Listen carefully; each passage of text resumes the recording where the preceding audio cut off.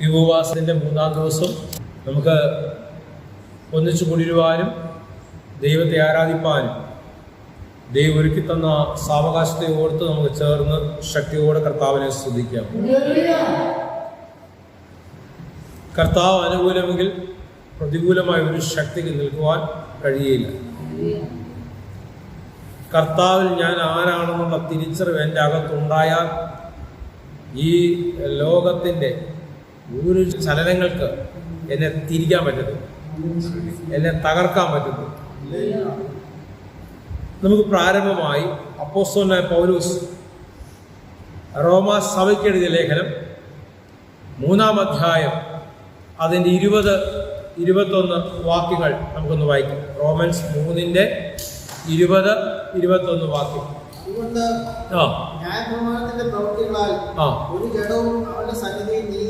ന്യായപ്രമാണത്തിന്റെ പ്രവർത്തികളാൽ ഒരു ജഡവും അവന്റെ സന്നിധിയിൽ കേട്ടോ.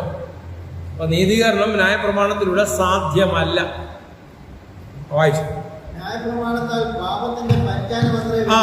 ന്യായപ്രമാണം കൊണ്ടുണ്ടാകുന്ന സംഭവം എന്താ? പാപത്തെ കുറിച്ചുള്ള പരിജ്ഞാനം ഉണ്ടാകും.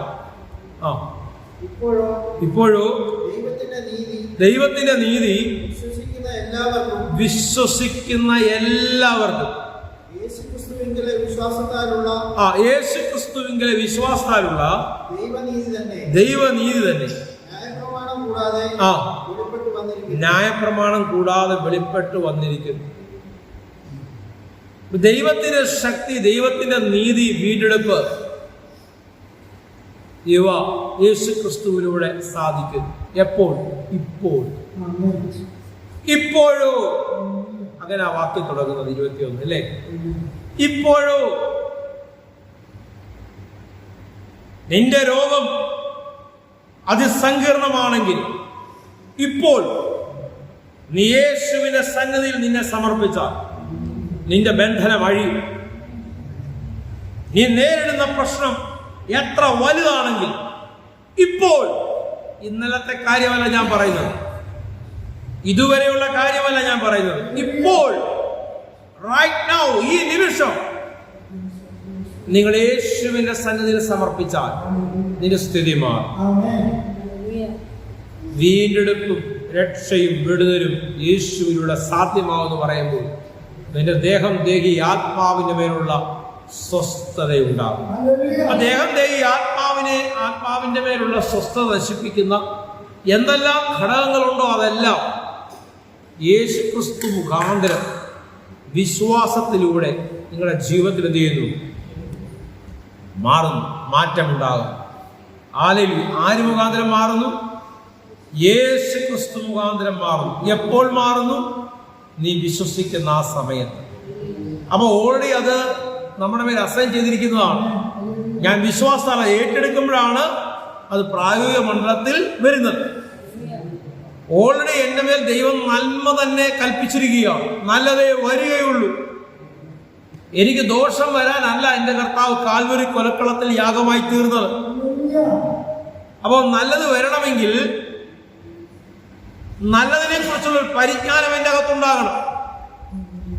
നന്മയുടെ ഉടമസ്ഥനായ യേശുവിനെ കുറിച്ചുള്ള പരിജ്ഞാനം എന്റെ അകത്ത് നിറയേണ്ടത് ആവശ്യമാണ്.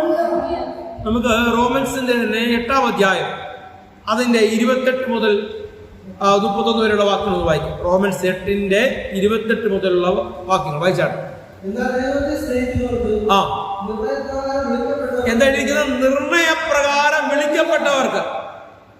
ഞാനും നിങ്ങളും നിർണയപ്രകാരം വിളിക്കപ്പെട്ടവരാണ് എന്ന ബോധ്യം നിങ്ങളുടെ വേണ്ടി അകത്ത് എപ്പോഴും ഉണ്ടാകുന്നു അപ്പോൾ. അതാണ് മുമ്പേ നമ്മൾ പറഞ്ഞ റോമൻസ് 3:21 പറഞ്ഞ ഇപ്പോൾ.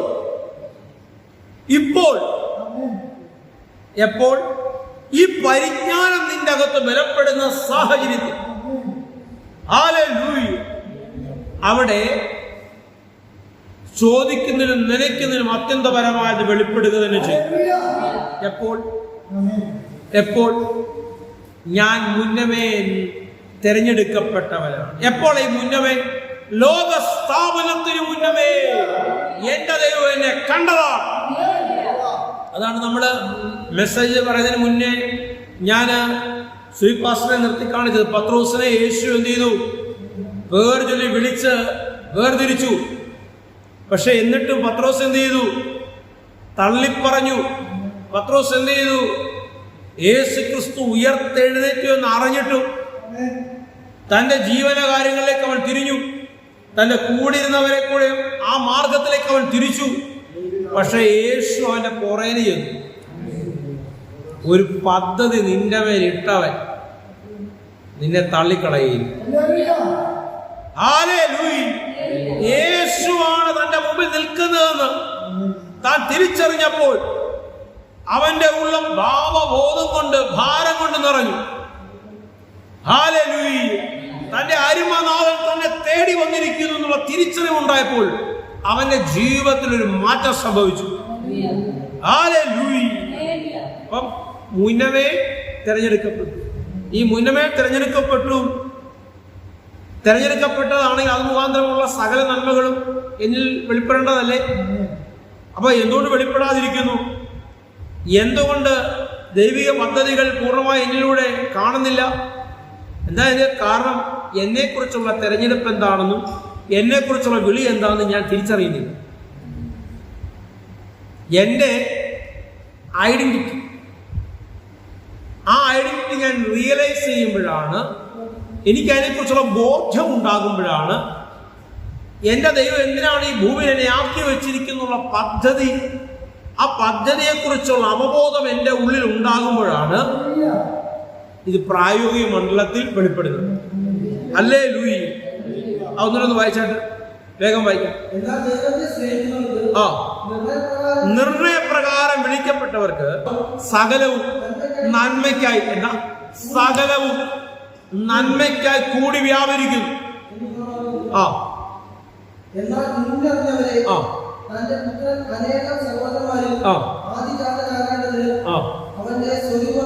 അവന്റെ സ്വരൂപത്തോട് കേട്ടോ, മുൻ നിയമിക്കപ്പെട്ടിരിക്കുകയാണ്. അവന്റെ സ്വരൂപത്തോട് അനുരൂപമാക്കുകയാണ്. എത്രാമത്തെ വാക്യം വായിച്ചേ? 31 വരെ വായിക്കണം. വായിച്ചാട്ടെ, വേഗം വായിച്ചാട്ടെ.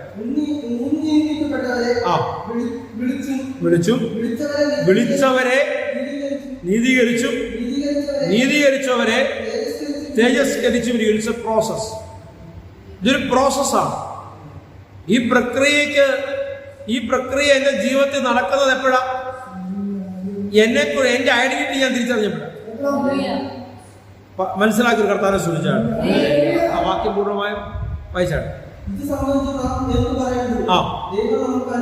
ദൈവം നമുക്ക് അനുകൂലമെങ്കിൽ പ്രതികൂലം ആര്? ഒരു ആഭിചാരവും ഒരു ക്ഷുദ്രകർമ്മവും ഒരു വേണ്ടാത്ത പദ്ധതികൾ നിന്റെ ജീവിതത്തിൽ ഉണ്ടാകുകയില്ല. ഹല്ലേലൂയ! ദൈവം നിനക്ക് അനുകൂലമാണെന്നുള്ള തിരിച്ചറിവ് നിന്നകത്ത് ബലപ്പെടേണ്ട ആവശ്യമാണ്.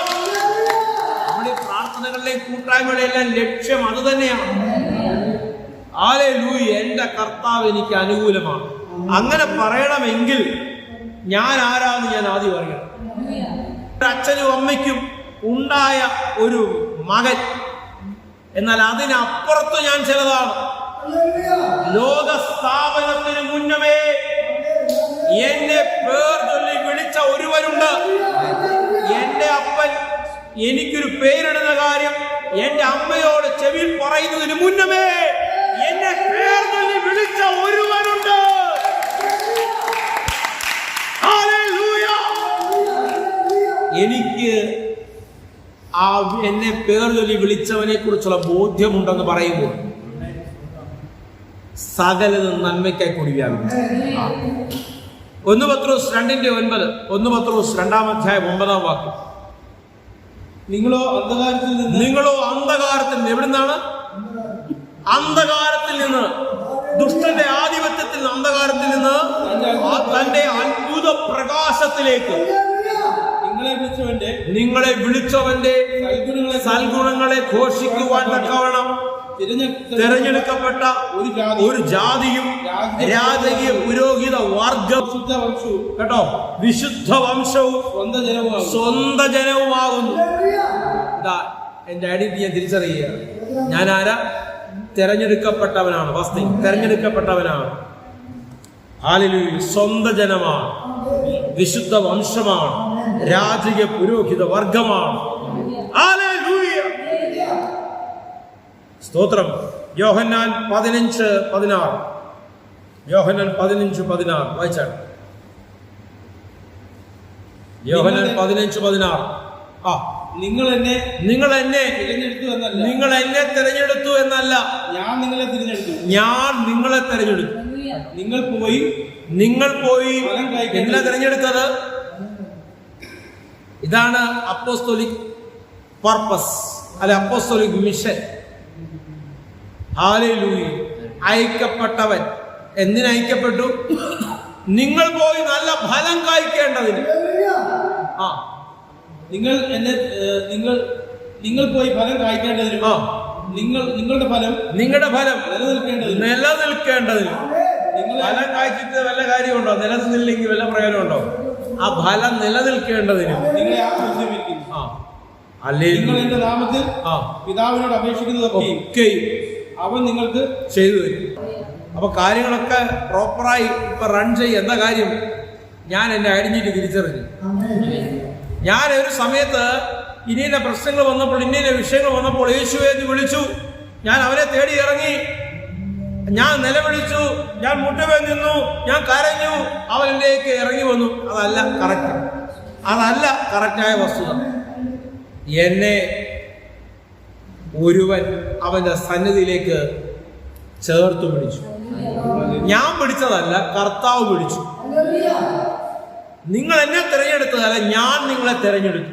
അപ്പൊ എന്നെ തിരഞ്ഞെടുത്താൽ തിരഞ്ഞെടുപ്പിന്റെ വിളിയെക്കുറിച്ചുള്ള ബോധ്യം എന്റെ അകത്ത് ഉണ്ടാകേണ്ടതാണ്. ഹല്ലേലൂയ. ഈ തിരഞ്ഞെടുക്കപ്പെട്ടത് എന്തിനാ? അതാണ് നമ്മളിപ്പോ വായിച്ച ഭാഗങ്ങൾ, അല്ലെ? 1 പത്രോസ് 2:9 കൃത്യമായി അവിടെ വായിച്ചു. ഒരു വലിയൊരു പർപ്പസിന് വേണ്ടിയിട്ടാണ്, അല്ലെ? വിശുദ്ധ വിളി അതിന്റെ പിന്നിലുണ്ട്. ഒരു വലിയ പർപ്പസ് അതിന്റെ പിന്നിലുണ്ട്. ഹല്ലേലൂയ. ചിലതൊക്കെ ചെയ്തെടുക്കാനാണ് എന്ന് യോഹന്നാൻ 15:16 പറയുന്നു. നല്ല പ്രവർത്തികൾ ചെയ്തെടുക്കണം, നല്ല ഫലം പുറപ്പെടുകണം, ആ ഫലം നിലനിൽക്കണം. ഹല്ലേലൂയ. വെളിപ്പാട് പുസ്തകം 13:8. വെളിപ്പാട് പുസ്തകം 13-ാം അധ്യായം 8-ാം വാക്യം. വെളിപ്പാട് പുസ്തകം 13:8 വായിച്ചാട്ടെ. യേശുവേ ആരാധന. ലോകസ്ഥാപനം മുതൽ അറക്കപ്പെട്ട കുഞ്ഞാടിന്റെ ജീവപുസ്തകത്തിൽ പേരെഴുതിയിട്ടില്ലാത്ത ഭൂവാസികളൊക്കെ അതിനെ നമസ്കരിക്കും. കാണുന്നതിന്റെ ഒക്കെ മുന്നിൽ പോയി വീണ് പോകുന്നത് ആരാ? ആ സാഹചര്യം വന്നപ്പോൾ, ഈ സാഹചര്യം വന്നപ്പോൾ ഞാൻ അങ്ങനെ പോയി ഇങ്ങനെ പോയി, അതാരാ? പേരെഴുതാത്തത്. എന്റെയും നിന്റെയും പേരെഴുതപ്പെട്ടുവെന്ന തിരിച്ചറിവ് അകത്തുണ്ടെങ്കിലുണ്ടല്ലോ, എനിക്കും നിനക്കും ആവശ്യമില്ലാത്ത തലങ്ങളുടെ ചലിക്കാനിട വരികയില്ല. ഞാൻ വിളിക്കപ്പെട്ടവനാണ്. എൻ്റെ പേരെഴുതിയിട്ടുണ്ട്. എൻ്റെ പേരെഴുതിയത് അവന്റെ തങ്ക രക്തം കൊണ്ട്. അവൻ തന്റെ രക്തം കൊണ്ടിനെ ശുദ്ധീകരിച്ച് ശക്തീകരിച്ച് നിർത്തിയിരിക്കുന്നു. നല്ല ഫലം പുറപ്പെടും, ആ ഫലം നിലനിൽക്കുക. ഹല്ലേലൂയ. ദൈവം ഒരു പദ്ധതി കൽപ്പിച്ച് എന്നെ ഭൂമിയിലാക്കി വെച്ചിരിക്കുന്നു. ഹല്ലേലൂയ. നിന്റെ പദ്ധതികളെ ഹല്ലേലൂയ ചാരമിട്ട് മൂടുന്ന സംവിധാനങ്ങൾ നിന്റെ ജീവിതത്തിൽ നീ കാണുന്നുണ്ടെങ്കിൽ, നിന്റെ മുന്നോട്ടുള്ള നന്മകളെ അടച്ചു വെക്കുന്ന, പൂട്ടിവെക്കുന്ന വസ്തുതകളെ നീ കാണുന്നുണ്ടെങ്കിൽ, അറിയുന്നുണ്ടെങ്കിൽ, എൻ്റെ മകനെ മകളെ നീ തിരിച്ചറിഞ്ഞുകൊള്ളുക. നീ നിന്റെ ഐഡന്റിറ്റിയെ പറ്റി ഒരു കൃത്യമായ ബോധ്യം നിന്റെ അകത്തുണ്ടാകട്ടെ. ആ മൂടിവെച്ച സകലതും മാറിപ്പോകും. വെളിപ്പാട് നിന്റെ ജീവിതത്തിൽ ലോകത്തിനു മുമ്പിൽ നിന്നെ ദൈവം വെളിപ്പെടുത്തുക തന്നെ ചെയ്യും. മറഞ്ഞിരിക്കുന്നത് മറനീക്കി പുറത്തു കൊണ്ടുവരും.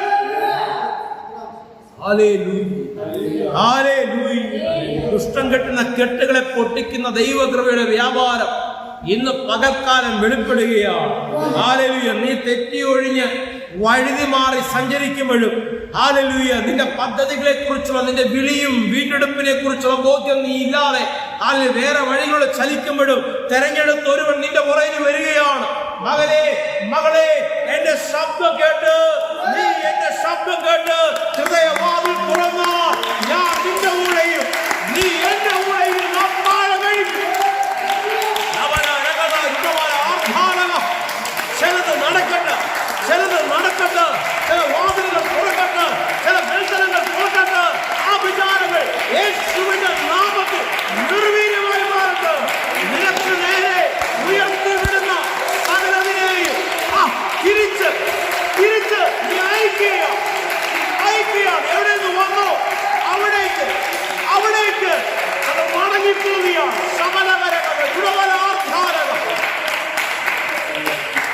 പരിഹസിക്കുന്നവർ പരിഹസിക്കട്ടെ, നിന്ദിക്കുന്നവർ നിന്ദിക്കട്ടെ.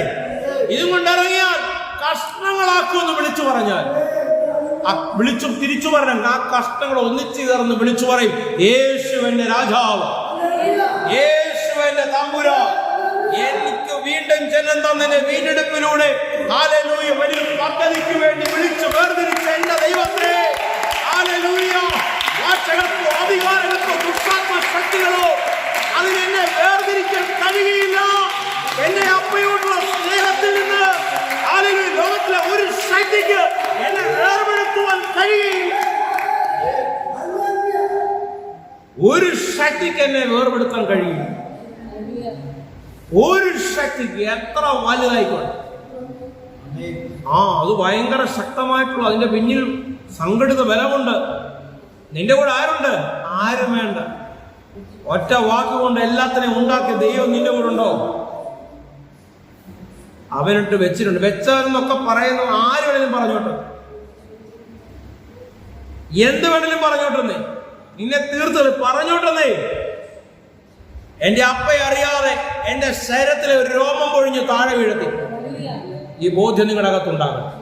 ഒരു രോഗശക്തിക്ക്, ഒരു അന്യായ ബന്ധനങ്ങൾക്ക്, ഒരു ആഭിചാരത്തിന്, സംഘടനാ ബലങ്ങൾക്ക്, സംഘശക്തികൾക്ക് നിന്നെ തകർക്കുവാൻ കഴിയത്തില്ല. വാളിനും വടിക്കും ആയുധങ്ങൾക്കും നിന്നെ ഇല്ലായ്മ ചെയ്യാൻ കഴിയത്തില്ല. നിനക്ക് വീണ്ടും ജനനം തന്ന് നിന്നെ വീണ്ടെടുത്ത് വേർതിരിച്ച ദൈവം ഒരു പദ്ധതി നിന്റെ കൽപ്പിച്ചിരിക്കുകയാണ്. നല്ല ഫലം പുറപ്പെടുവാൻ, അത് ലോകത്തിന് മുമ്പിൽ വെളിപ്പെടുത്തുവാൻ എന്റെ ദൈവം നിന്നെ തെരഞ്ഞെടുത്തിരിക്കുന്നു. തെരഞ്ഞെടുക്കപ്പെട്ട രാജകീയ പുരോഹിത വർഗമേ, കരങ്ങളെ തട്ടി ആ ദൈവത്തെ ആരാധിച്ചാൽ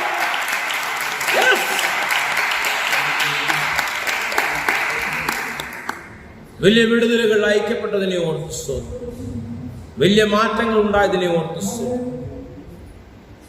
എന്റെ കർത്താവിന്റെ അധികാരമുള്ള നാമത്തിൽ തന്നെ ലാസ്റ്റ് ടൈം മിനിസ്റ്റർ ബ്രൈറ്റ് ചർച്ചിന്റെ പ്ലാറ്റ്ഫോമിൽ നിന്ന് ഞാൻ വിളിച്ചു പറയുകയാണ്, എന്റെ ദൈവം നിങ്ങളെ അനാഥരായി വിടുകയും കർത്താവ് എന്തിനാണ് നിങ്ങളെ വിളിച്ചതെന്ന് ആദ്യം നിങ്ങൾ തിരിച്ചറിയും. വിളിച്ചവൻ ആരാണെന്ന് തിരിച്ചറിയും. വിളിച്ചവൻ നിങ്ങൾക്ക് വേണ്ടി കാൽവരി കൊലക്കളത്തിൽ ഒരു പൂർത്തീകരണ ശുശ്രൂഷ നിർവഹിച്ചു. അതിനെക്കുറിച്ചുള്ള ബോധ്യമകത്തുണ്ടാകും. ഒരു ശക്തിക്ക് നിന്നെ തകർക്കാൻ കഴിയും. ദൈവം നിങ്ങളെ ധാരാളമായി നിറക്കട്ടെ, ബലപ്പെടുത്തട്ടെ. ആമേൻ, ആമേൻ.